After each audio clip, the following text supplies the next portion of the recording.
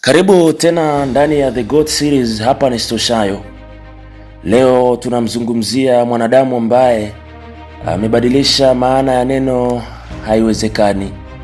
Katika soka kuna wachezaji waliozaliwa na kipaji kama zawadi kutoka mbinguni, lakini Cristiano Ronaldo dos Santos Aveiro ni mchezaji aliyejichonga mwenyewe kwa kutumia pato na nyundo ya nidhamu.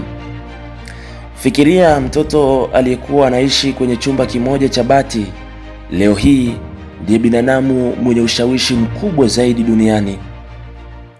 Katika dakika hizi nitakupeleka kwenye safari ya ndani zaidi, kuanzia maumivu ya kukataliwa, vifo vilivyomuumiza, hadi siri za ndani za mwili wake uliogoma kuzeeka. Safari yetu inaanza kwenye kisiwa cha Madeira, katikati ya bahari ya Atlantiki. Hapa umaskini ulikuwa rafiki wa kila siku wa familia ya Aveiro. Mama yake Dolores alikuwa akifanya kazi za ndani na kupika ili kupata chakula. Wakati alipopata ujauzito wa Ronaldo, hali ilikuwa mbaya kiasi kwamba alijaribu kuitoa mimba hiyo kwa kunywa bia ya joto na kukimbia sana milimani, akiamini kuwa mtoto huyo angeongeza mzigo wa njaa. Lakini asili ilikataa. Ronaldo alizaliwa mnamo Februari 5 mwaka 1985. Alikuwa akiishi kwenye nyumba ambayo paa lake lilikuwa linavuja mvua inaponyesha. Alikuwa akilala chumba kimoja na ndugu zake watatu. Baba yake Jose Denis alikuwa na matatizo makubwa ya ulevi, jambo ambalo lilimfanya Ronaldo kukuwa akiona upande mchungu wa maisha tangu akiwa mdogo sana. Tukio la kuhuzunisha zaidi katika maisha ya Ronaldo lilikuwa mwaka 1997. Akiwa na miaka 12 tu, uwezo wake uliovutia maskauti wa Sporting Lisbon, lakini ili kujiunga nao ilibidi aondoke Madeira na kwenda mji mkuu Lisbon. Vuta picha ya mtoto mdogo aliyesimama kwenye uwanja wa ndege, amebeba begi la nguo zilizopauka, akimwaga mama yake huku akilia kwa sauti kuu. Alipofika Lisbon, maisha yalikuwa kuzimu. Wachezaji wenzake walimcheka kwa sababu ya lafudhi yake ya kishamba ya Madeira. Ronaldo alikuwa anapiga simu nyumbani akilia kila siku, akimwomba mama yake arudi nyumbani. Lakini mama yake alimwambia, mwanangu, hapo ndipo ulipo mkate wetu. Hapo ndipo Ronaldo alipofanya maamuzi ya kikatili.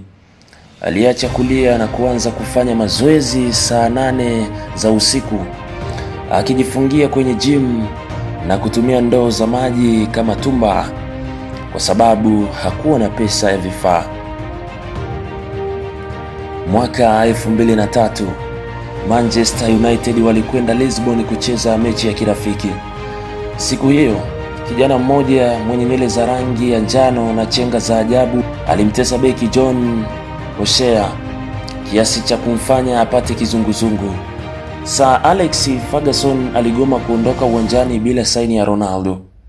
Alipofika Manchester, alipewa jezi namba 7, jezi iliyovaliwa na mashujaa kama Cantona na Beckham.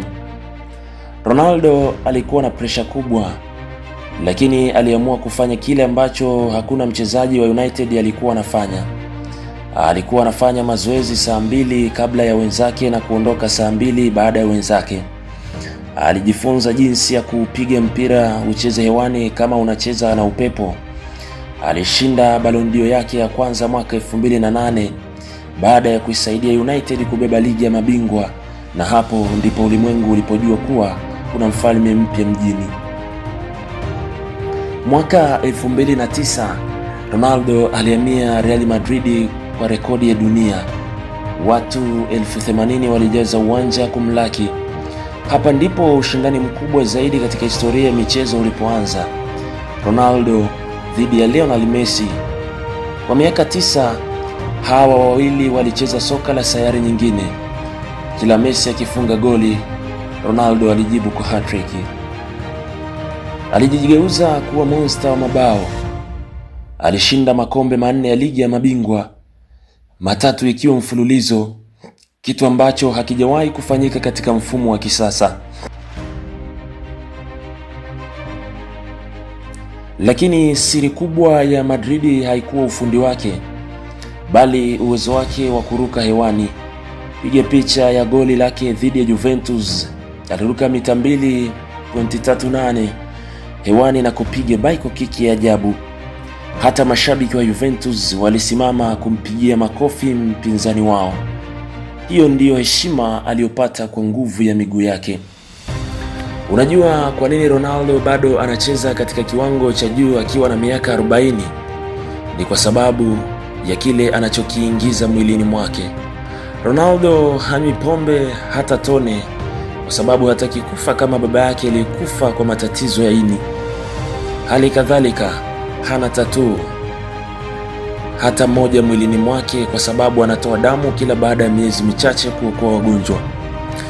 Anafanya mazoezi ya cryotherapy kwenye baridi kali ili kuimarisha misuli yake, na analala mara 5 kwa siku kwa vipindi vifupi.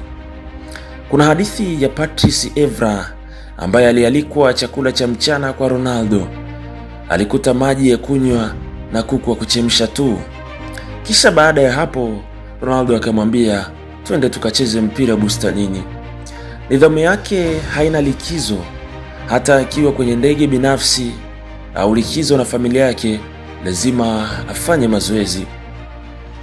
Cristiano Ronaldo ametokea kwenye matope ya Madeira na kufika kwenye kilele cha ulimwengu kwa kutumia njia moja tu: bidii isiyo na mwisho. Leo hii akiwa kule Saudi Arabia na klabu ya Al Nassr, bado ana kiu ile ya ushindi.